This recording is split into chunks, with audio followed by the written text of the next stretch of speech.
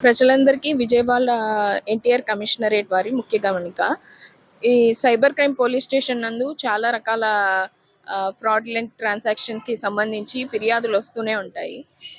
ఇప్పుడు రీసెంట్‌గా మనకి ప్రభుత్వం రిలీజ్ చేసిన స్కీమ్స్ గురించి చాలా రకాల పిటిషన్స్ వస్తున్నాయి.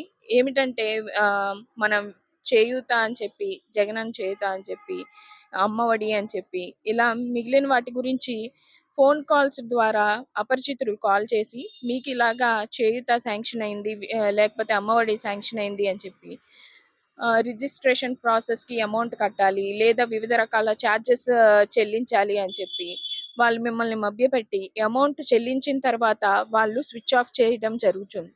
దీనివల్ల మీరు అమౌంట్ లాస్ అవ్వడం జరుగుతుంది. ఎప్పుడైనా ఒకటే గమనించుకోవాలి ప్రజలందరూ. మీ యొక్క అమౌంట్ శాంక్షన్ అయ్యి ఉంటే గనక మీరు ఫిజికల్‌గా వెళ్ళి ఆహ్, మన వాలంటీర్స్ వాలంటీర్స్ దగ్గరికెళ్ళి చెక్ చేసుకోవాలి ఫిజికల్‌గా.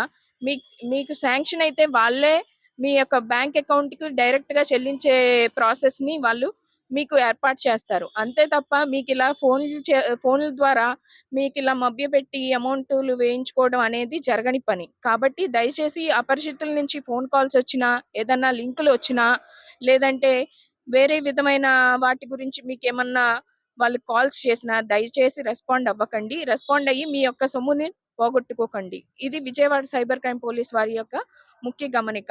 దయచేసి అందరూ దీన్ని ఫాలో అవ్వాల్సిందిగా కోరుకుంటున్నాం.